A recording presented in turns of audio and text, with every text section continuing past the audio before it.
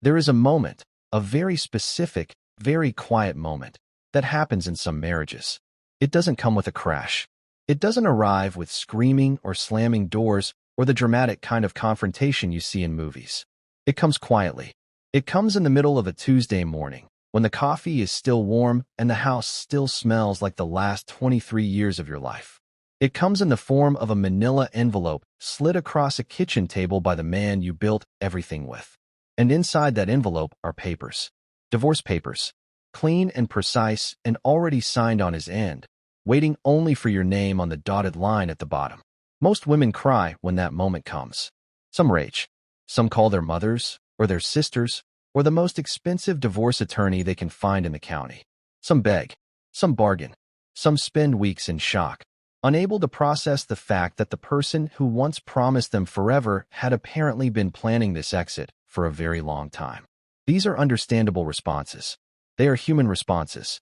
They are what most of us would do, because most of us would feel that if we were going to lose everything, the least we could do is fight. But Carolyn Hutchins did not cry. She did not rage. She did not call a lawyer or a sister or anyone at all. She sat at that kitchen table in the house she had lived in for 23 years, in the town where she had taught kindergarten for 16 of those years, in the state of Tennessee where she had been born and raised and married, and had raised 2 children and planted a garden and gone to church on Sundays and smiled at her neighbors and been, by every visible measure, the most unremarkable, steady, quietly gracious woman on the street. She sat at that table, and she read every single page of those divorce papers. All 47 of them. Slowly, carefully. The way you read something when you suspect the real story is hiding inside the language, between the lines, underneath the numbers. And when she was done reading, she picked up the pen. And she signed. No argument. No attorney. No tears. No scene. She signed those papers the same day her husband, Dennis Hutchins, handed them to her, and she slid them back across the table without a word. Dennis Hutchins, who had spent 23 years telling his wife she wasn't good with numbers. Dennis Hutchins, who had spent 23 years managing every financial decision in that household and assuring Carol that she didn't need to worry about the details because he had everything handled. Dennis Hutchins, who had already made reservations for a vacation with the woman he intended to be with next. He looked at those signed papers, and he smiled. Because he thought it was over. Because he thought he had won. Because he had spent 23 years underestimating Carolyn Hutchins, and old habits, as they say, die very hard. He had no idea, not even the faintest shadow of a suspicion, that in the 60 seconds it took Carol to sign those papers, she had already begun to build something. Something patient, something meticulous, something that would take 14 months to complete and would end in a federal courtroom, in a front-page story and a moment of reckoning that Dennis Hutchins never, in all his years of calculation, saw coming. This is her story, and I promise you, it does not go where you think it goes. Before we go any further into Carol's story, I need you to hold 3 questions in your mind, because everything that happens in the next 60 minutes connects back to these 3 things. And if you keep them close, you will understand not just what Carol did, but why she did it the way she did, and why the people around her never saw it coming. The first question is this: why didn't she fight? Because Carolyn Hutchins was not a passive woman. She was not someone without resources, or without intelligence, or without options. So why? In the moment that most women would reach for a phone and call an attorney, did Carol Hutchins reach for a pen and sign without a single word of objection? What did she know in that moment that nobody else in that room understood? The second question is this: what exactly was Dennis hiding, and for how long? Because what Carol found inside those 47 pages was not immediately obvious. It required a trained eye. It required patience and a specific kind of attention that Dennis had long assumed his wife did not possess. And what she found was not small. What she found changed the entire nature of the story she thought she was living. And the third question, the one that will stay with you long after this video ends, is this: when the truth finally came out, and when the courtroom fell quiet, and when the judge looked down from the bench at the evidence Carol had assembled over 14 months of silence, who in that room was really the victim? And was what happened next justice? Or was it something else entirely? Something more personal, more precise, and far more powerful than anything a courtroom was designed to deliver? And before we go any deeper into this story, we want to hear from you. Let us know in the comments where you are watching from. We would love to hear from you, and don't forget to hit that subscribe button so you never miss any of our upcoming videos. Now, let us go back to the beginning. Let us go back to Tennessee. Let us go back to a young woman named Carol Ann Pierce, before she was a Hutchins, before there was a kitchen table with a manila envelope on it, before any of this happened at all. Because you cannot understand what Carol did without understanding who Carol was. And you cannot understand who Carol was without understanding how she became the woman she became. And that story starts a very long time before a Tuesday morning in March. Carol Ann Pierce grew up in a small town in eastern Tennessee called Greenville, which sits in a valley between the Smoky Mountains and the Cumberland Plateau, the kind of place where everybody's business is eventually everybody else's business, and where a family's reputation travels ahead of them into every room they walk into. Carol was the second of 4 children born to Robert and June Pierce. Robert was a mail carrier who coached Little League on Saturdays. June taught Sunday school and made the best apple butter in 3 counties and ran the household with the kind of quiet, competent authority that made everything look effortless from the outside, even when nothing was effortless at all. They were not wealthy people. They were not powerful people. But they were, in the specific way that matters most in small towns, respected people. And Carol grew up understanding. The way you understand things you absorb rather than things you are taught. That reputation is built slowly, daily, in the small consistent choices nobody thinks anyone is watching. She was a reader from an early age, the kind of child who stayed inside during recess to finish a chapter and who cataloged her books by author last name before she knew what a library system was. She was not the most outgoing child in her class, but she was the one the other children trusted with their secrets, because she never repeated them. She had a steadiness about her, even as a girl, that the adults around her found reassuring and that her peers found confusing, because she was never the most dramatic person in the room, and in a town the size of Greenville, drama was often the primary currency of social life. Carol didn't traffic in drama. She observed it. She filed it away. And she moved on. She enrolled at East Tennessee State University in the fall of 1988, intending to become a librarian, because libraries were places of order and knowledge and quiet, and all 3 of those things suited her nature exactly. She was 2 semesters into her degree when she met Dennis Allen Hutchins at a mixer hosted by the business school, an event she attended only because her roommate had begged her to come along, and she could never comfortably say no to someone who genuinely needed something from her. Dennis was everything that Carol, at 19 years old, was not quite sure how to handle. He was loud in the best possible sense of the word. He was funny. He was confident in that smooth, effortless way of men who have always been the most capable person in any given room and who have never had a reason to doubt themselves. He wore a blazer to a college mixer. Carol thought that was either ridiculous or impressive, and she spent the whole walk home trying to decide which. They started dating in the spring of 1989. Dennis was a business major with plans that extended far beyond Greenville and far beyond anything Carol had previously allowed herself to imagine for her own future. He talked about sales, about management, about building something. He was 21, and he already talked like a man who had a plan, and there is a particular gravitational pull to a person like that when you are 19 and still figuring out who you are. Carol fell in love with him, and she was not wrong to. He was, in those early years, genuinely magnetic, genuinely generous. He drove 3 hours to be with her when her grandmother died. He remembered her mother's birthday every year. He helped her study for a statistics exam she was terrified of and celebrated with her when she passed it with an A, and he never made her feel, not once in those early years, that there was anything she was not capable of. They married in June of 1992, in the church where June Pierce had taught Sunday school for 20 years. Carol was 23. She was wearing a dress her mother had helped her pick out, and she was, by every account of everyone who was there, radiant.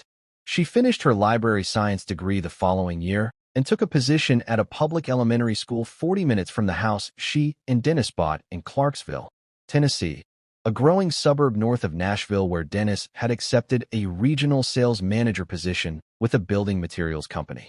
The job suited him. He was extraordinary at it. He could read a room the way Carol read a book, quickly, thoroughly, in a way that allowed him to find exactly what he needed and to use it. And he rose. Year after year, he rose. Promotions came. The house got larger. The neighborhood got nicer. Dennis joined a country club. He had a regular golf foursome on Saturday mornings and a box at the Tennessee Titans Stadium that he hosted clients in, and he drove a car that cost more than Carol's first year of teaching salary. Carol, for her part, built a life she genuinely loved inside the parameters of the one they shared. She loved her students fiercely. She loved her library, the way it smelled, the way it felt to put the right book into the right child's hands at the right moment. She loved her garden, where she grew tomatoes and zinnias and a particular variety of heirloom cucumber that she had started from seed every spring for 12 years.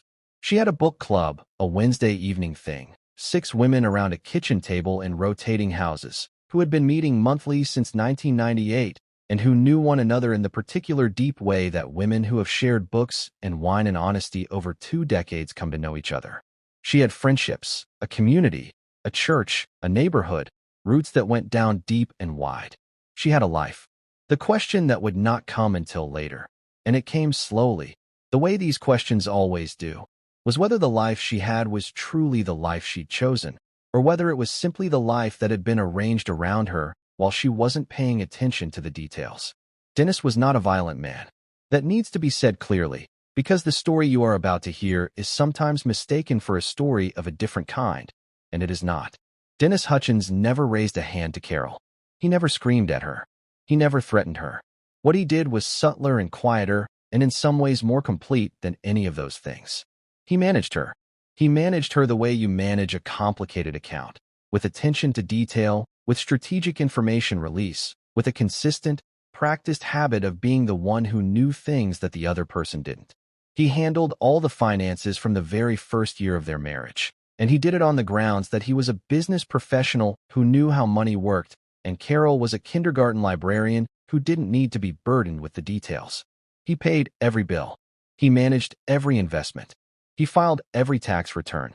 Carol's paycheck went into a joint checking account, and Dennis allocated what she needed for groceries and household expenses and personal spending, and the rest he managed. And Carol let him, because in the beginning he was good at it, and because she trusted him, and because there is a particular exhaustion that comes with a full-time teaching job and 2 children and a household, and having one less set of decisions to make felt, for a long time, like a relief. But there were moments, small enough to explain away, but consistent enough, looking back, to form a pattern. The time Carol mentioned wanting to take an art history course at the local community college, and Dennis said, gently but firmly, that it seemed like a lot to take on given everything she already had on her plate.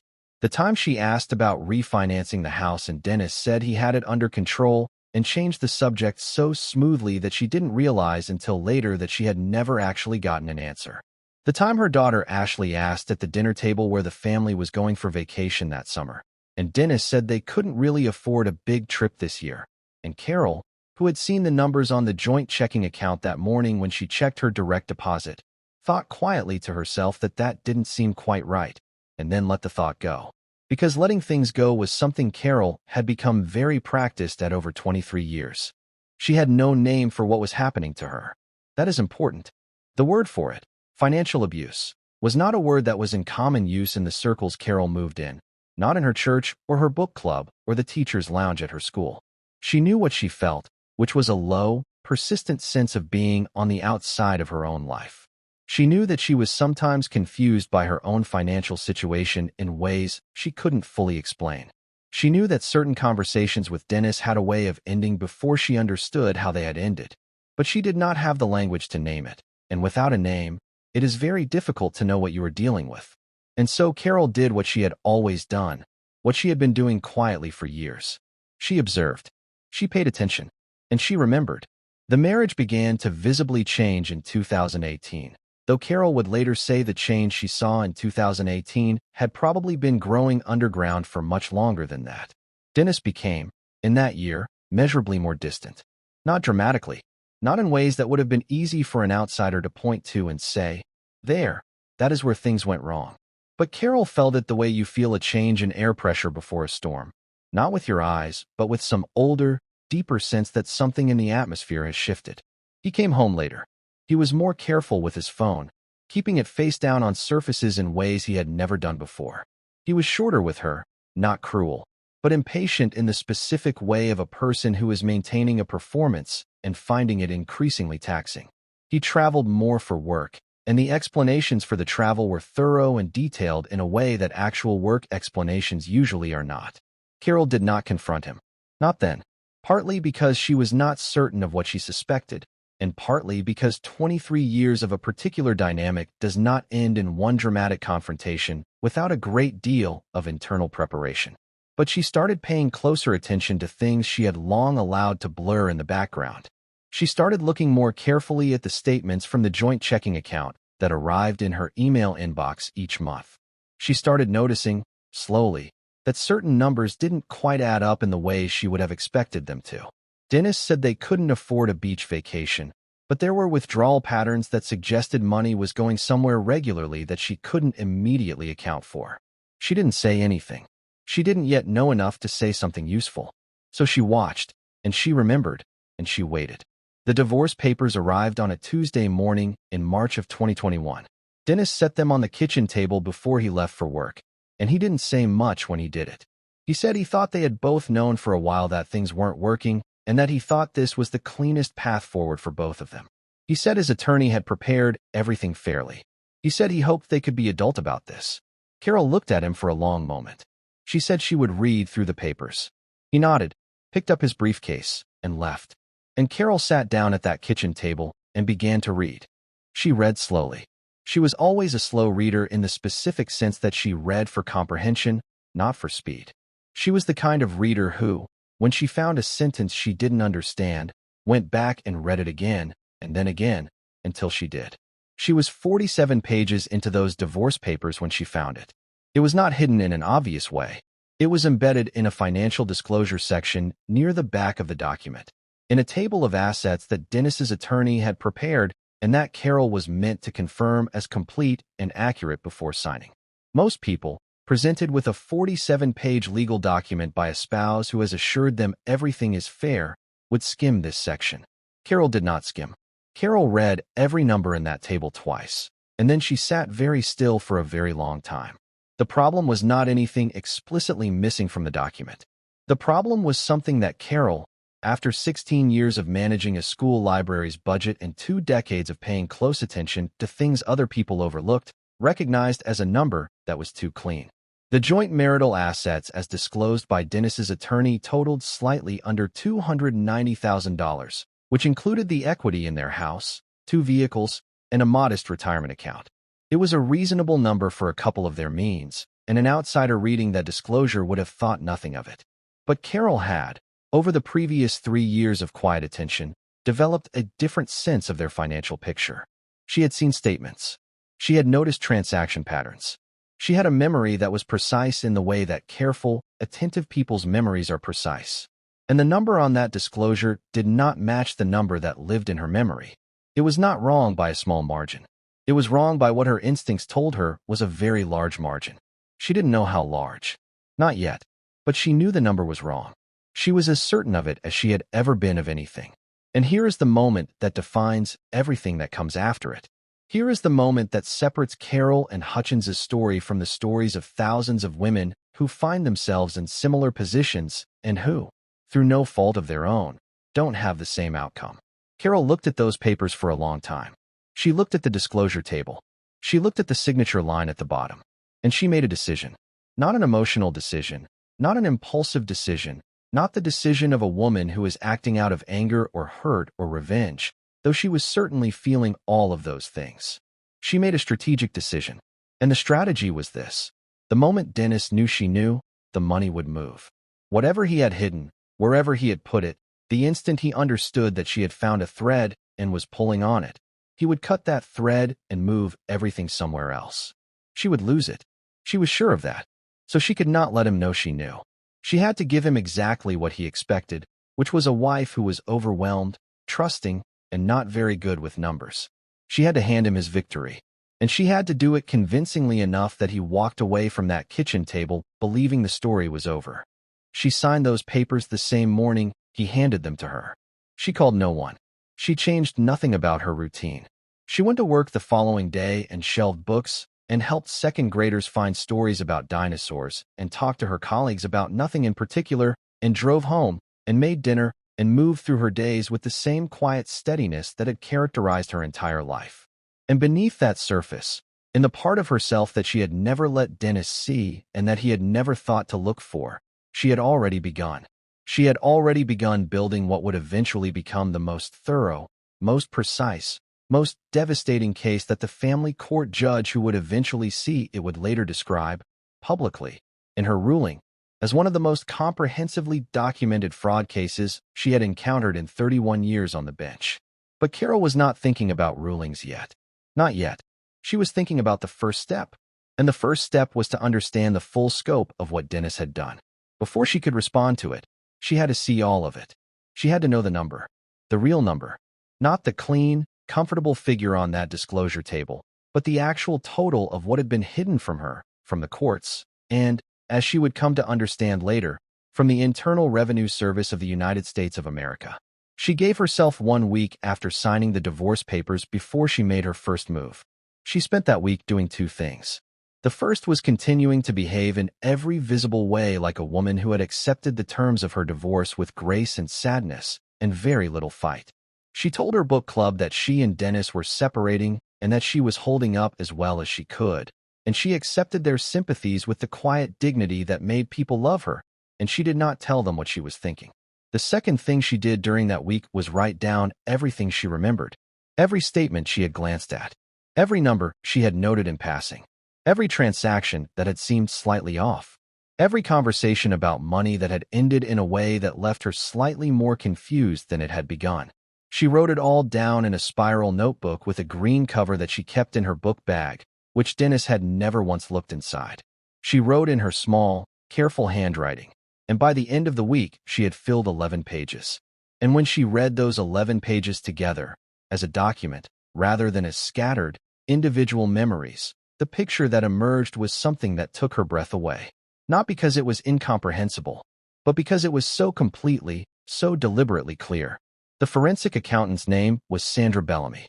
She worked out of an office in Nashville, and she came recommended by the women's financial advocacy organization that Carol found online during one of her late-night research sessions in the 3 weeks after she signed the divorce papers. Carol drove to Nashville on a Saturday morning, told Dennis she was visiting an old college friend, and sat down across from Sandra Bellamy with her green spiral notebook and a manila envelope of copied financial documents she had quietly been gathering from their shared home files for the preceding 2 weeks. Sandra Bellamy was a compact, precise woman in her early 50s who wore reading glasses on a chain around her neck, and who had the particular manner of someone who has spent a career looking at the places where numbers lie and has become, as a result, almost constitutionally incapable of being shocked by human deception. She asked Carol to walk her through what she had, and Carol did. She spoke clearly and without crying, which Sandra would later note was unusual in early consultations of this kind. When Carol was finished, Sandra looked at the documents spread across the table between them for a long moment. Then she looked up and said, "Mrs. Hutchins, I want to be clear with you about something before we go any further. What you are describing, if it is accurate, is not just a divorce dispute about asset division. What you are describing may constitute deliberate financial fraud with tax implications that go significantly beyond the scope of a family court. Do you understand what I am telling you?" Carol said she did. Sandra said, "Good. Because where we go from here depends entirely on how thorough you are willing to be." Carol said, "Tell me what you need." Sandra picked up her glasses and put them on. "Everything," she said. "I need everything." What Sandra Bellamy found over the following 4 months, as she worked through the documentation that Carol provided and the additional records she subpoenaed through the divorce proceedings discovery process, was not, in scope, a surprise. Not to Sandra, who had seen variations of this structure dozens of times in her career. Not to Carol, whose gut had already told her the approximate shape of what was there. But the specifics, as they came into focus, were significant enough that even Sandra, who was difficult to shock, used the word extraordinary when she described the findings to Carol during their 4th consultation. The total value of assets that Dennis Hutchins had systematically concealed was not the $290,000 he had declared. According to Sandra's forensic analysis, The true figure was closer to $1.1 million, and it had been built over the better part of a decade. Let us talk about how he did it, because the mechanism matters. It matters because it was not crude. It was not the kind of thing you could catch in a single suspicious transaction. It was, like so many things Dennis Hutchins did, smooth and layered and designed to look, from a distance, like perfectly ordinary financial activity. The first layer was a business entity. Dennis had, in 2013, quietly incorporated a limited liability company in the state of Delaware, a state chosen specifically because its corporate registration process requires minimal disclosure, under a name that bore no obvious connection to himself. This company, on paper, was a consulting entity. It had clients, or rather, it had entities that paid invoices to it. Those entities were connected to a network of small business relationships Dennis had cultivated through his sales work. The money that flowed through that LLC was real business income. It was also income that had never been disclosed to Carol, had never appeared on a joint tax return, and had, for 8 years, been accumulating in accounts that were registered not in Dennis's personal name, but in the name of the LLC. The second layer was real estate. In 2015, using funds from the LLC, Dennis had purchased a small rental property in a neighboring county. The property generated rental income monthly. That income was deposited into an account Carol had never known existed. Dennis had managed the property through a local property management company, paying their fees through the LLC, keeping all documentation entirely separate from anything in their household files. When Carol had once, in 2017, mentioned she'd heard that real estate was a good investment and asked whether they should consider something like that, Dennis had told her the market was overpriced and they should wait. He said this while owning a rental property that had by that point been generating income for 2 years. He said it without any visible indication that he was doing anything other than sharing a reasonable financial opinion with his wife. The third layer was the retirement funds. Dennis had, in addition to the retirement account he had disclosed in the divorce papers, a secondary investment portfolio held through a financial services firm that Carol had never heard of, in an account in his name only. He had been contributing to this account since 2011. Its value, at the time Sandra found it, was just under $280,000. When Sandra put all 3 layers together, the LLC accounts, the rental property equity and income, and the secondary investment portfolio, the total figure she arrived at was $1.1 million in assets that had not appeared anywhere in Dennis's divorce disclosure. And because these assets had not been properly reported over the years they had been accumulating, there was a secondary problem sitting beneath them, a tax problem, the kind of problem that involves not just a family court judge, but potentially the Criminal Investigative Division of the Internal Revenue Service of the United States. Sandra laid all of this out for Carol in a document that ran to 63 pages of analysis, charts, account traces, and source citations. She set it on the table between them, and she said, "This is what you have. The question now is what you want to do with it." Carol looked at the document for a long time. She asked Sandra how confident she was in the analysis. Sandra said she was as confident as she had ever been in anything.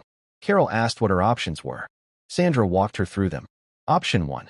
Take it to a divorce attorney immediately, file for a reopening of proceedings, and pursue Dennis in family court for the full value of the concealed assets.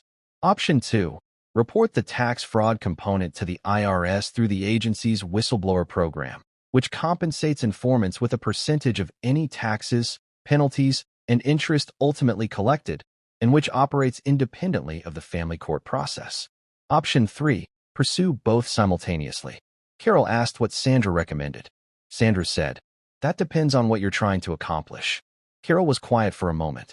Then she said, "I want the truth to be complete. I don't want to leave any part of it untold." Sandra nodded slowly. She said, "Then we do both. Here is something that most people don't know about the IRS whistleblower program, because it is not a program that gets a great deal of attention in ordinary conversation. It was established in its current form in 2006, and it allows any individual with specific, credible evidence of federal tax law violations to submit that information to the IRS, which will then conduct its own independent investigation. If the IRS collects money as a result of a whistleblower's information, taxes owed, penalties, interest, The whistleblower is entitled to between 15 and 30% of the total amount collected, depending on the degree to which their information contributed to the collection. In cases involving significant unreported income over multiple years, that percentage of collected amounts can represent a very substantial sum of money. The program is confidential. The identity of the whistleblower is not disclosed to the subject of the investigation. And the IRS, once an investigation is opened, has its own tools and authority to compel disclosure of financial information in ways that a divorce court does not. Carol listened to all of this carefully. She asked questions. She took notes in her green spiral notebook. She asked Sandra what the timeline typically looked like. Sandra said the IRS process was slow. It could take years for a full investigation and collection action to conclude. Carol said she understood. She asked if filing the whistleblower report would interfere with the family court process. Sandra said no. They were separate jurisdictions and could proceed independently. Carol nodded. She closed her notebook. She said, "All right, let's build the family court case first. I want to be ready before we file anything." Sandra asked how long she needed. Carol said, "Give me 90 days. I have some things I want to make sure are in order first." Sandra looked at her for a moment. Then she said, "Mrs. Hutchins, in 20 years of this work, I have had very few clients who came to me knowing what they needed as clearly as you do." Carol said, "I had a long time to think about it." Then she picked up her bag and drove home to Clarksville in time to make dinner. During those 90 days, Carol moved with a care and deliberateness that would later seem, to the people who heard the story afterward, almost impossible to believe. She continued to live in the marital home, as she was entitled to do until the divorce was finalized. She continued teaching. She continued her book club. She continued her garden. She continued being, in every external way, the woman that everyone around her had always known. And she continued, quietly, building her case. She copied documents. She organized records. She assembled a timeline. She kept everything in a fireproof lockbox at her older daughter Ashley's house, 30 minutes away, which Ashley believed contained Carol's important personal documents and nothing more. Carol did not tell Ashley what was actually in the box. She did not want to burden her daughter with information that could complicate things if Dennis ever thought to ask Ashley what she knew. She protected her daughter the same way she had always protected her children, by handling the difficult things herself, in private, without drama. She also, during those 90 days, retained an attorney. Not a divorce attorney. A tax attorney named Margaret Colton, who worked in Nashville and who specialized in whistleblower cases and IRS disputes and who, when Carol walked into her office with Sandra Bellamy's 63-page analysis and her 11 pages of handwritten notes and 3 years' worth of her own meticulous financial observations, looked up from her reading after 40 minutes and said, "Mrs. Hutchins, do you understand that what you have here is significantly more powerful than most whistleblower submissions I see? Most of what comes through my quiet story within the story." In 1998, 6 years into her marriage and 2 years after the birth of her second daughter, Carol had opened a savings account that Dennis did not know existed. She had done it not out of certainty that she would ever need it, not out of any conscious plan, but out of a feeling she had no name for at the time.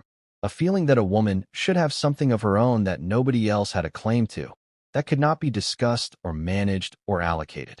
She deposited small amounts into it over the years, almost always in cash, almost always from amounts she had found small ways to set aside from the household grocery budget or her personal spending money. Over 23 years, those small deposits had accumulated to just over $31,000. It was not a large amount of money in absolute terms, but it was hers, entirely and completely, and without anyone else's knowledge or permission. It was the account that paid Sandra Bellamy's fees. It was the account that paid Margaret Colton's retainer. It was the account that funded what Carol called, privately and only ever in her own thoughts, her preparation fund. The account she had started without knowing what she was preparing for, and that had spent 23 years waiting, quietly, in case she ever found out. Margaret Colton filed the motion to reopen the divorce proceedings on a Thursday morning in January of 2022. 10 months after Carol had signed the original divorce papers across that kitchen table. The motion was accompanied by an attachment that ran to 411 pages. It included Sandra Bellamy's forensic accounting analysis. It included records subpoenaed through the discovery process of the original divorce proceedings that Dennis's attorney had not anticipated would be examined as carefully as they were. It included Carol's handwritten timeline, cleaned up and formatted and supported by documentation at every point. It included corporate registration records from Delaware. It included property records from the neighboring county. It included bank statements from accounts Dennis had been certain Carol would never find, because he had been certain Carol was not the kind of woman who looked for things. The motion alleged deliberate fraud in the financial disclosure filed by Dennis Hutchins in the original divorce proceedings. It asked the court to set aside the original settlement terms, and it asked for a full hearing at which the complete financial picture would be presented. Dennis received his copy of the filing through his attorney on that same Thursday morning. His attorney called him almost immediately. What was said in that phone call is not known, because it is attorney-client privileged, but Dennis's attorney later withdrew from the case before the hearing, citing a conflict of interest that she did not specify publicly. Dennis hired a new attorney, a more expensive one who specialized in complex financial litigation and who charged accordingly. He would need that kind of attorney. He had no idea, even at that point, that the family court filing was only one front in what was coming. The second front was still invisible to him. Margaret Colton filed the IRS whistleblower complaint 4 weeks after the family court motion, at a time she and Carol had calculated would create the maximum legal complexity for Dennis simultaneously. The complaint was built on Sandra Bellamy's analysis and supplemented by Carol's 3 years of personal observation and documentation. It alleged unreported income through the Delaware LLC spanning 8 years. It alleged failure to report rental income. It alleged the discrepancy between reported and actual investment account holdings. The total alleged tax liability, including back taxes, interest, and potential civil penalties, was something that even Carol found sobering when Margaret walked her through the numbers. Dennis had not simply hidden money from his wife. He had, in the process of doing so, built a financial structure that required him to also hide a substantial amount of income from the federal government. And the federal government, once it becomes aware of that kind of thing, is not inclined to let it go. The family court hearing was scheduled for April of 2022. Carol arrived with Margaret Colton and Sandra Bellamy. Dennis arrived with his new attorney and what court observers later described as an expression of a man who is doing his best to project confidence he does not actually possess. The hearing lasted 2 days.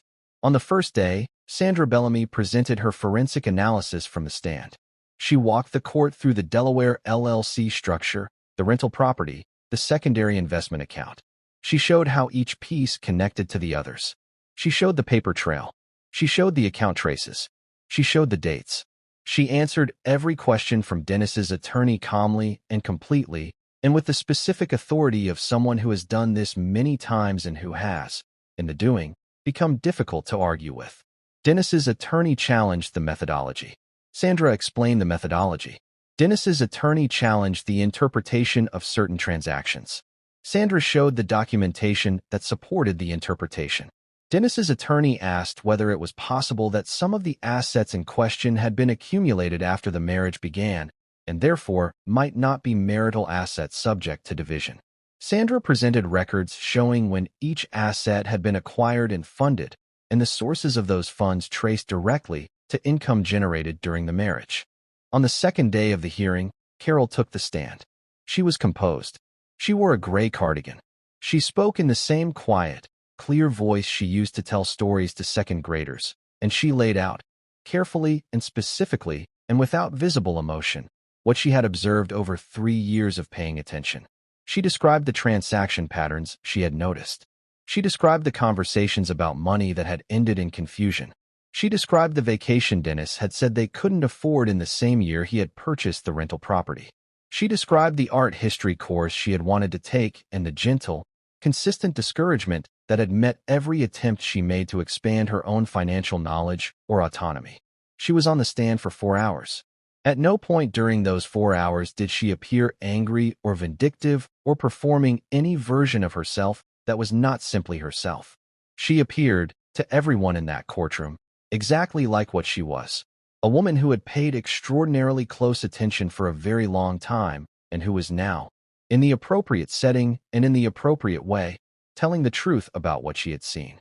The judge, a woman who had been on the family court bench in that county for 9 years, asked Carol one question directly.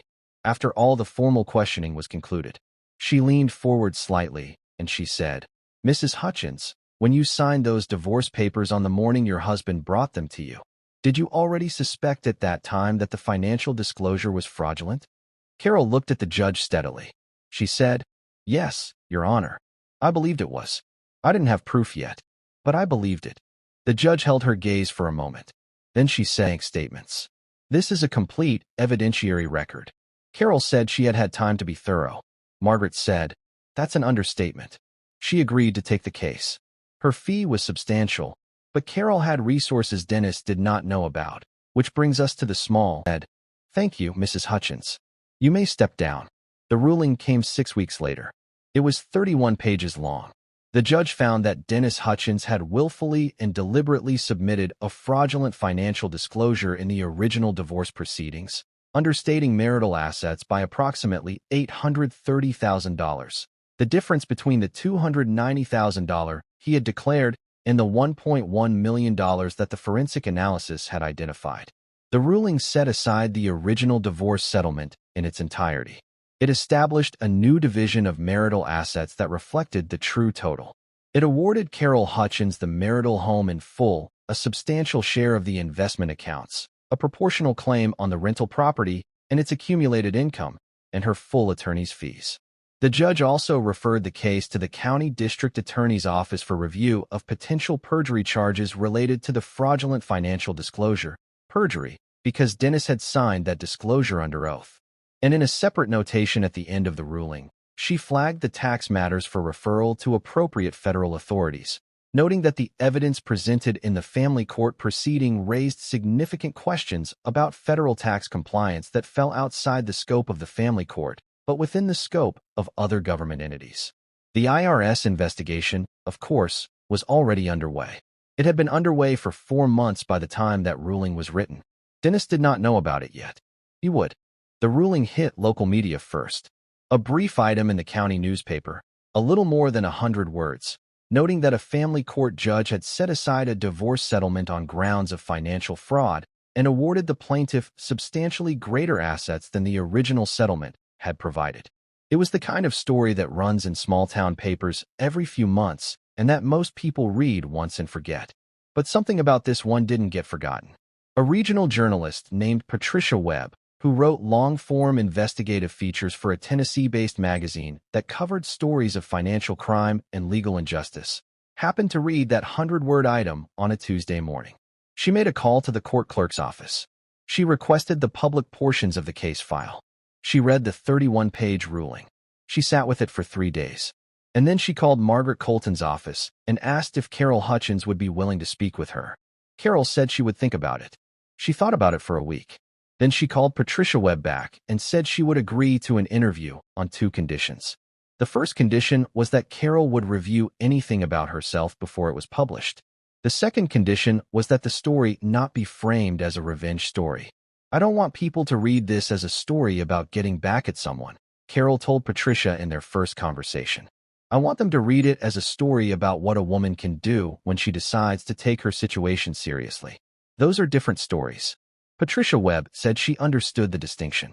She said she believed she could tell it the right way. Carol agreed to talk. They met 4 times over 6 weeks. Carol was, by Patricia's account, one of the most methodical interview subjects she had ever worked with. She spoke carefully. She corrected herself when she felt she was being imprecise.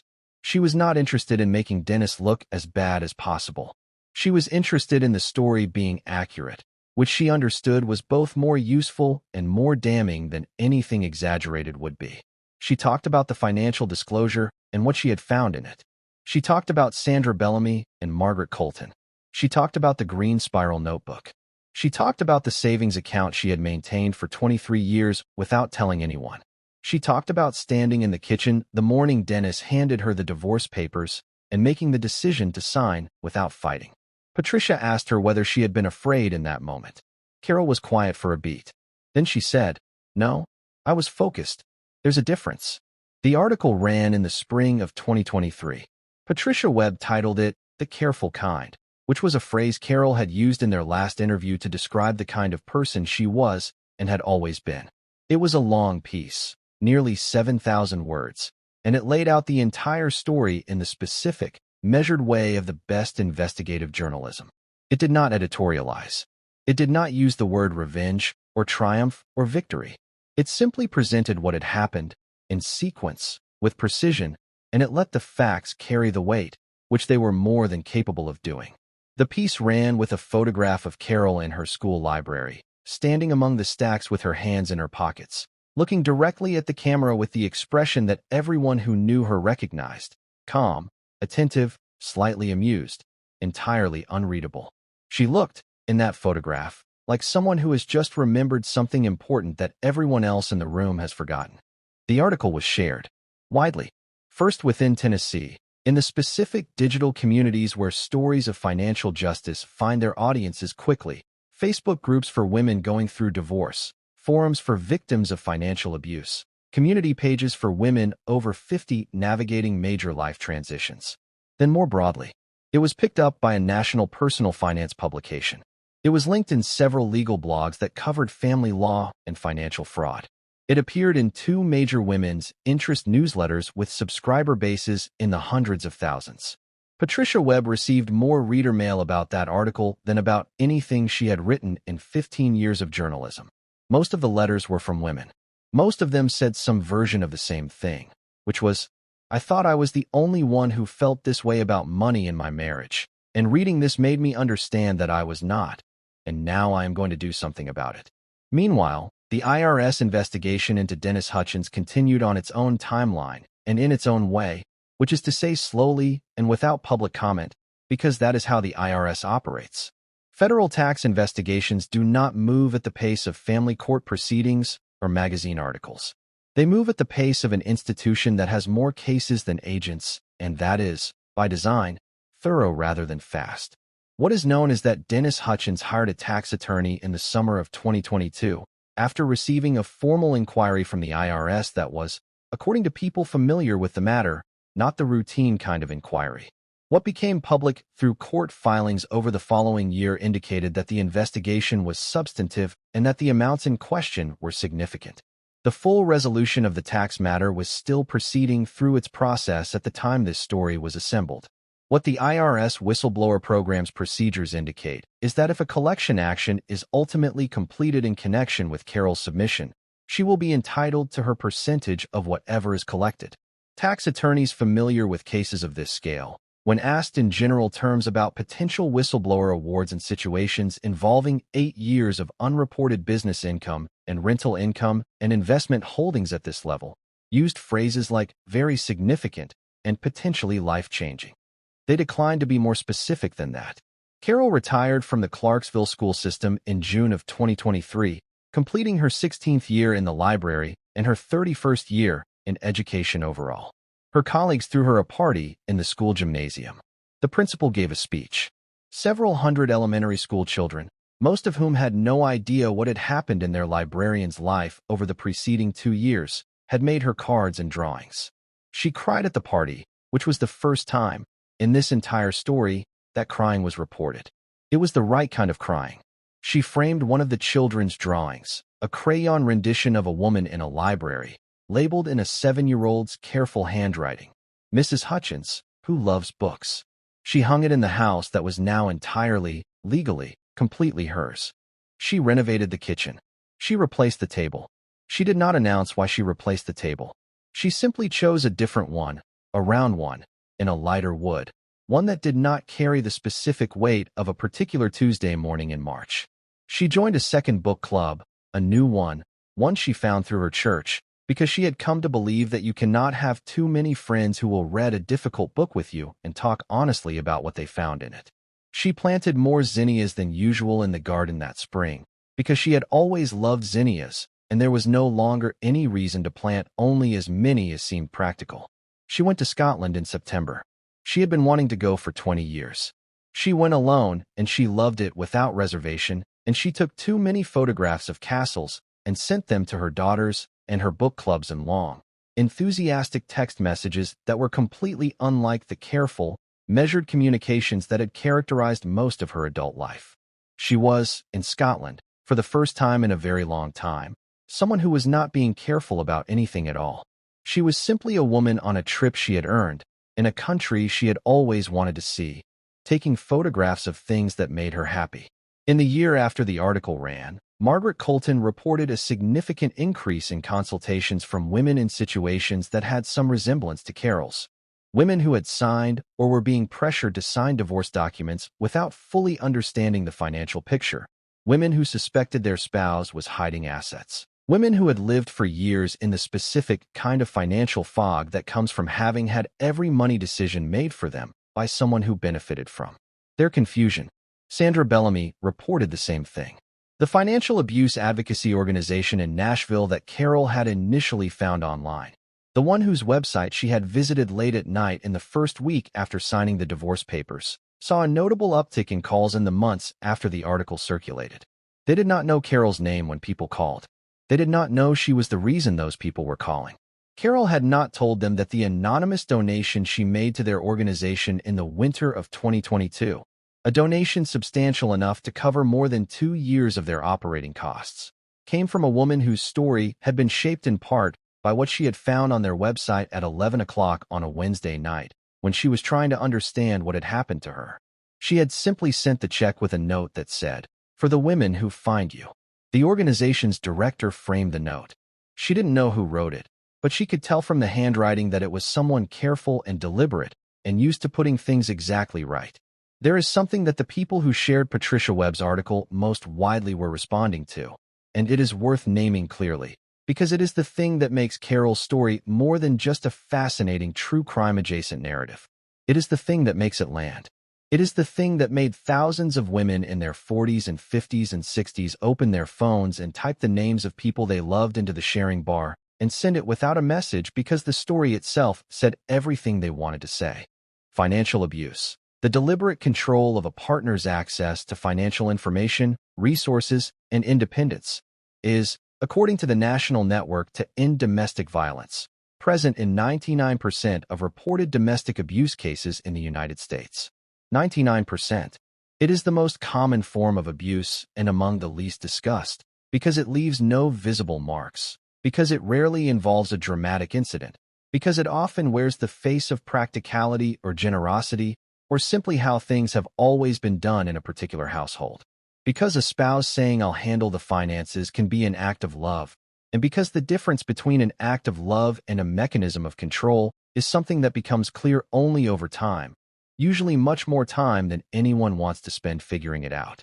The National Coalition Against Domestic Violence reports that financial abuse can include behaviors like preventing a partner from working, controlling all spending, withholding access to accounts or financial information, taking a partner's paycheck, running up debt in a partner's name, or systematically undermining a partner's confidence in their own financial competence.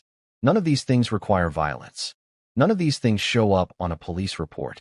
And yet the effect of them, over years and decades, is a profound and specific kind of erosion, of confidence, of autonomy, of the ability to imagine alternatives. The effect is a person who has been living inside a financial picture they were never allowed to see clearly, and who does not know how to act independently because independence, in the daily practical sense, was never made available to them. Carol Hutchins is careful, in the interviews she has given, not to call herself a victim. She is careful about language in general, in the way of someone who has spent her life working with words and who understands their weight. She says that what happened to her was wrong, and that it had consequences she spent 23 years absorbing without fully understanding. She does not say she is a victim. She says she is someone who paid close attention, eventually got her hands on the right information, and made the choices that were available to her once she had it. She says that the most important sentence she has heard, in all the reading she has done in the last several years, is a simple one from a financial advocate who works with abuse survivors. Know your numbers. That is it. Know your numbers. Know what accounts exist in your name. Know what your household assets include. Know what your tax returns say. Know what your retirement accounts hold. Know what the marital estate looks like on paper, even if you trust the person you are married to completely, because trust and information are not the same thing, and because the information is yours by right. regardless of who manages it on your behalf. She says she wishes she had known sooner. She says she is not sure she would have acted sooner, even if she had known, because knowing and acting are separated by a distance that is not always obvious from the outside. But she says that knowing, having the information, matters more than she can fully express. She says that the 23 years before March 2021 were spent inside a picture she couldn't fully see, and that everything since has been spent inside a picture she sees completely, even when what she sees is difficult. She says she prefers it. She says there is no version of difficult clarity she would trade for comfortable unknowing. Not anymore. I have been sitting with Carol's story for a long time now, thinking about what it means and what it asks of the people who hear it. And I want to tell you what I keep coming back to, because I think it is the most important thing. It is not the money. The money is significant. The money represents years of Carol's labor and Carol's life and Carol's time that was quietly redirected without her knowledge or consent, and the return of it matters enormously and practically, and in ways that ripple out into everything that came after. But the money is not the most important thing. The most important thing is the green spiral notebook. The thing Carol did when she had absolutely nothing. No attorney, no forensic accountant, no plan, no public support, no certainty about what she was dealing with, was write down what she knew. She sat at a kitchen table and she opened a notebook and she wrote down what she had noticed, what she had remembered, what she had felt was not adding up, the things she had let go of because she didn't know what to do with them. She made a record. She started from what she had, which was her own memory and her own attention and her own 23 years of watching. And that record, those 11 pages of small, careful handwriting, became the foundation of everything that followed. Not the attorneys, not the forensic accountant, not the courts. Carol's notebook. There are women watching this right now who are sitting inside a financial picture they cannot fully see. There are women watching this who have been told, directly or indirectly, that the money is not their area. There are women watching this who love the person they married and who also, honestly and quietly, do not know what the full marital asset picture looks like. I am not saying that every household arrangement where one partner manages the finances is financial abuse. I am not saying that trust between spouses is naive. I am saying that knowing your own financial situation is not a betrayal of trust. It is not a suspicious act. It is not the behavior of a woman who expects the worst. It is the behavior of an adult who understands that information about your own life belongs to you, that you have a right to it, and that having it cost you nothing except the slight discomfort of asking for it. Know your accounts. Know your assets. Know what is in your name and what is not. Know what your household owes and what it owns. Know the number. Your number. The real one. And now I want to ask you something. I want you to think about this honestly before you scroll away, because I have been thinking about it since the first time I read Patricia Webb's article, and I have not stopped thinking about it since. At what point in Carol's story did you understand what she was doing? Some of you, I suspect, knew the moment she didn't cry. Some of you caught it when she said she would read through the papers. Some of you didn't fully see the shape of it until Sandra Bellamy walked into the picture. And some of you, the group I find most genuinely interesting, understood it from the very first scene, from the moment Carol sat at that kitchen table and chose silence over reaction, and you recognized something in that choice that you had felt yourself, in your own life, in your own quiet decisions. I want to know which one you were. Drop it in the comments. Be specific if you can. I read them. I am not saying that to make you feel good. I read them because the conversation that happens in the comments of a story like this is often as important as the story itself. And I want to ask you one more thing. One more question that does not have a clean answer, but that I think is worth sitting with. Was justice served here? Not legally. Legally, the case has a clear outcome, a ruling that says Carol was wronged, and that the wrong has been addressed by the courts. I mean something different. I mean the 23 years. I mean the art history course Carol never took and the vacations that didn't happen and the financial confidence that was quietly chipped away over 2 decades by a person who had committed himself to making sure Carol never quite trusted her own understanding of her own life. What does a court ruling give back for that? What does a percentage of an IRS collection give back for that? Is there a figure? I don't think there is. I think Carol knows there isn't. I think that's why, when Patricia Webb asked her what she wanted from all of this, she said she wanted women to know their numbers. Not I want justice. Not I want recognition. Not I want him to suffer the way I suffered. She said she wanted something useful to come from it. She said she wanted the story to be the thing somebody found in the middle of their own quiet version of what she went through, the thing that told them they were not imagining what they were seeing, and that it was not too late to do something about it. That is a woman who has done her grieving and who has decided what the rest of her life is for. I find that extraordinary. I think you do too, which is why you're still here. Before I let you go, I want to say one thing clearly. Carol Hutchins is not a superhero. She is not a character from a movie. She is a kindergarten librarian from Tennessee who loved her students and her garden and her book club, and who spent 23 years inside a marriage that was not what she thought it was, and who, on a Tuesday morning in March, sat down at a kitchen table with 47 pages of divorce papers and a green spiral notebook and a savings account nobody knew she had, and who made a decision to be careful and thorough and patient and to trust herself. She is remarkable not because she did something impossible. She is remarkable because she did something entirely possible, and she did it when everything around her said she should accept the terms she had been given and move on quietly. She chose not to move on quietly. She chose to move on correctly. She took her time, and she built her case, and she trusted the truth to be enough. It was. If this story reached you today, share it. Not because it is entertaining, though I hope it has been. Share it because there is someone in your life, maybe a friend, maybe a sister, maybe someone in a book club who doesn't know what she doesn't know yet, who needs to hear about a woman in Tennessee who sat down at a kitchen table and opened a green notebook and started writing down what she knew. Share it because the next chapter of this story is not Carol's. It belongs to the women who hear Carol's story and recognize something in it and decide to start paying attention. It belongs to whoever is watching this right now and thinking quietly, without saying it out loud. I should probably know more about my own finances than I do. You should. It is not too late. Start there.